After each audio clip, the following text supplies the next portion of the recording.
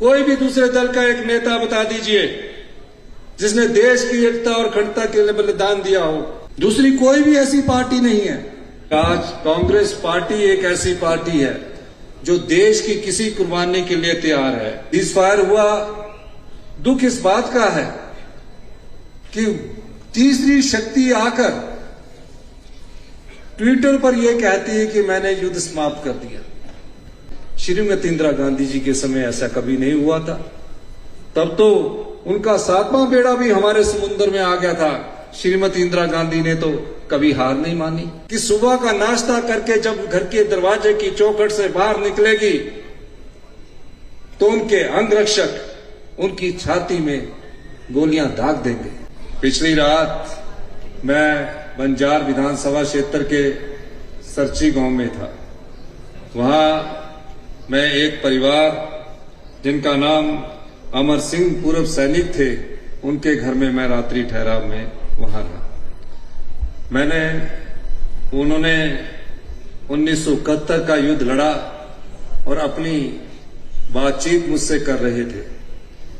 उस समय बहुत पुराने हथियार हुआ करते थे, लेकिन उनकी बात सुनकर मुझे ऐसा लगा, उन्होंने कहा कि वो जज्बा था हमें कि हमें श्रीमती इंदिरा गांधी जी की वो बात याद आ रही थी जब उन्होंने देश को संबोधित करते हुए कहा कि इस समय देश की एकता के लिए और अखंडता के लिए आप सब लोग युद्ध भूमि के लिए तैयार हो रहे हैं और बहादुर सैनिक जो भी युद्ध भूमि पर जाएंगे वो देश को मजबूती प्रदान करेंगे।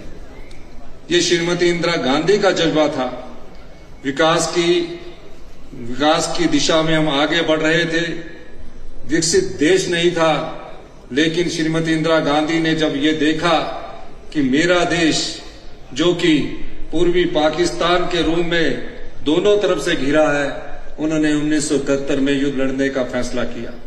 कई प्रकार की समस्याएं आई। आर्थिक स्थिति हमारे देश की मजबूत नहीं थी, हथियार भी उतने मजबूत नहीं थे, उस टेक्नोलॉजी के हथियार भी नहीं थे, लेकिन श्रीमती इंदिरा गांधी ने इस देश के लिए युद्ध लड़ा। और जब युद्ध लड़ा तो 99,000 के करीब सैनिक को बंदी बनाया और पाकिस्तान के 2 टुकड़े किए और एक टुकड़े के रूप में जन्म हुआ तो वो बांग्लादेश था। आज जय हिंद सभा का आयोजन इसी महान सपूतों को याद करने के लिए किया गया है और उस समय किया गया जब ऑपरेशन सिंदूर हुआ।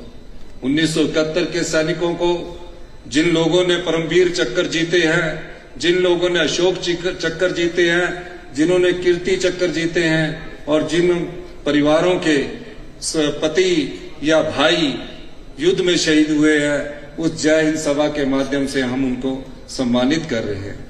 और यहां से ठीक 500 मीटर की दूरी पर उस युद्ध की यादें हैं जो एडवांस स्टडी में संजो कर रखी गई है।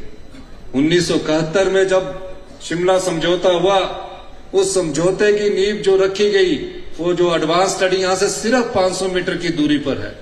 हमने वहां जनसभा करनी थी, लेकिन वहां इतना बड़ा स्थान नहीं था, इसलिए पीटर हॉफ का चयन किया गया।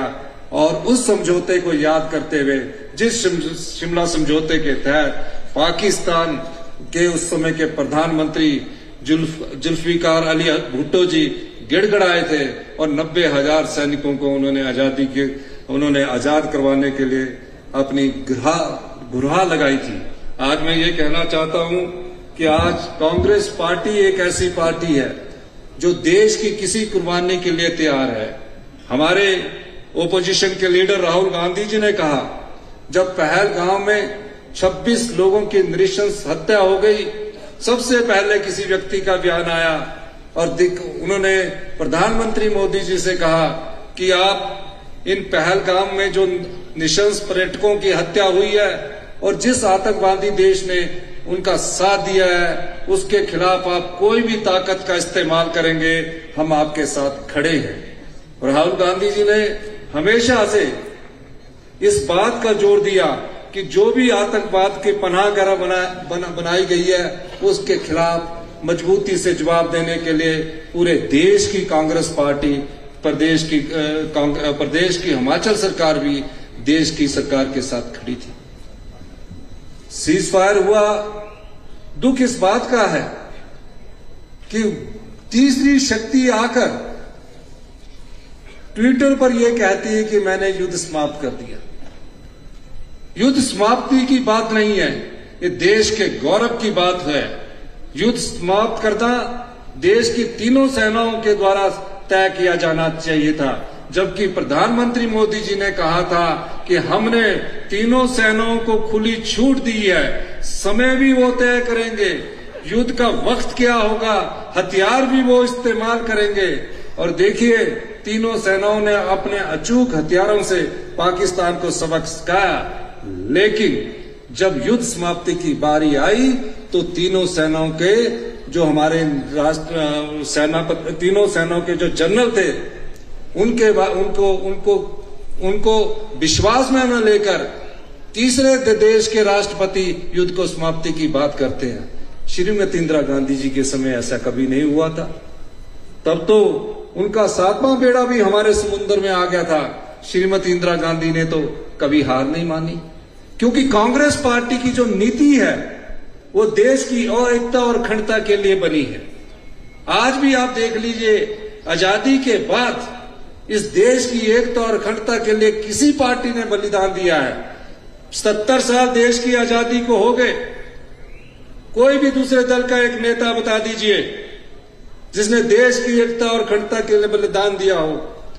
श्रीमती इंदिरा गांधी थी जिसने पूर्वी पाकिस्तान को अलग करके बांग्लादेश बनाया। उन्होंने देश की एकता और अखंडता के लिए अपने प्राणों का बलिदान दिया। वो कल्पना भी नहीं कर सकती थी कि सुबह का नाश्ता करके जब घर के दरवाजे की चौखट से बाहर निकलेगी तो उनके अंगरक्षक उनकी छाती में गोलियां दाग देंगे और अंत में उनके जुबान से कौन से शब्द निकले? उन्होंने अंतिम सांस लेते ये कहा, जय हिंद। वो कुर्बानी थी देश के लिए। देश का प्रधानमंत्री देश की एकता के और अखंडता के लिए बलिदान देकर हमें सबको छोड़कर चला गया। यही नहीं, 5 साल बाद उनके पुत्र जो अभी प्रधानमंत्री बने थे, देश की एकता और अखंडता के लिए बलिदान देकर चले गए। यही नहीं पता लगा कि उनकी टांग कहां गिरी, धड़ कहां गिरा, सिर कहां गिरा। छत्तीसगढ़ में कांग्रेस पार्टी के नेता आतंकवादियों के, नक्सलवादियों का शिकार हुए। साथ लगते पंजाब में सरदार वीरेंद्र सिंह जी इस देश की एकता और अखंडता के लिए बलिदान हो गए। कांग्रेस पार्टी के कितने ऐसे नेता हैं जो देश की एकता और अखंडता के लिए बलिदान देकर हम सबको छोड़कर चले गए। दूसरी कोई भी ऐसी पार्टी नहीं है। लेकिन आज भी हम देश की एकता और अखंडता के लिए उसी तरह मजबूती से खड़े हैं जिस मजबूती से हमें तीनों सेनाओं का साथ देने की जरूरत होगी। हमारी नेता श्रीमती सोनिया गांधी, राहुल गांधी जी और हमारे कांग्रेस पार्टी के सभी नेताओं की ये दिशा निर्देश होते हैं कि जहां भी कुर्बानी देने की बात है, कांग्रेस के कार्यकर्ताओं को आगे आना चाहिए।